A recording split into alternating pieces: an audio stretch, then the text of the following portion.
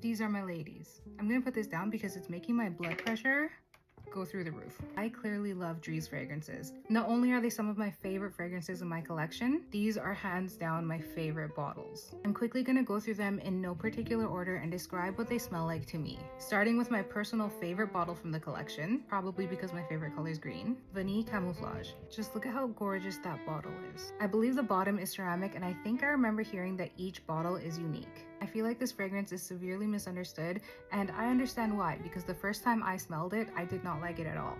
It is a green vanilla. To me, it smells as green as if I were to walk out into the garden, cut a bunch of fresh flowers, flip them over to smell the stems. You know how the stems of freshly cut flowers have this green, almost bitter juice coming out of them?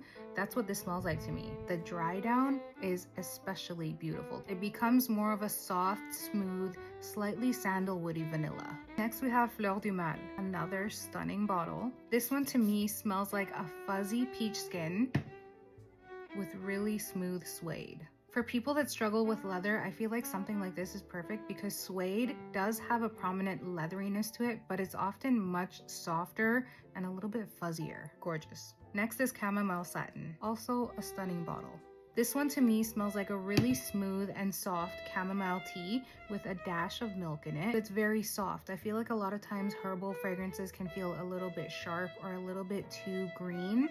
This one is overall very, very soft. It's very fuzzy. It kind of feels like a blanket. The dry down to me is a very soft luxury vanilla with a smooth lavender and a hint of powderiness. So beautiful. This one was a love at first sniff for me. Santal Greenery. This one is probably my least favorite bottle from the ones I have. I think I just would have preferred if the top part was also translucent like the other ones. I am a fig lover through and through, and I love fig fragrances.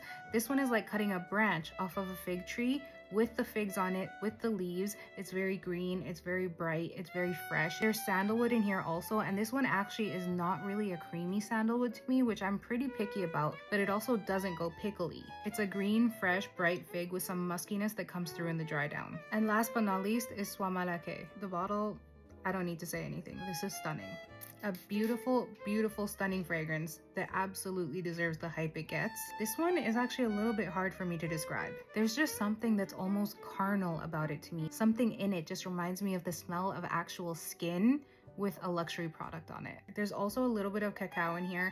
I am not a fan of chocolate in fragrances, but in here the cacao is stunning. This fragrance almost smells like having a bath, then putting on a decadent rose-scented luxury lotion, getting into your bed that is covered in silk sheets, and you're burning a chocolate scented candle. Everything about this fragrance from top to bottom, opening to dry down, and the bottle itself, everything about this screams luxury to me. I did purchase these all myself. This is not sponsored, as much as I wish this was. That's my quick roundup of my Dries fragrances. These are honestly some of my favorite fragrances in my collection. I'm not usually picky about fragrance bottles because ultimately what matters is how the fragrance smells, but I do really love how these bottles are such a sensory experience on so many levels, from how the fragrance smells to how the bottle feels to how it looks on your shelf. I just honestly find them so breathtaking. If you've smelled any Dries fragrances, let me know which one's your favorite.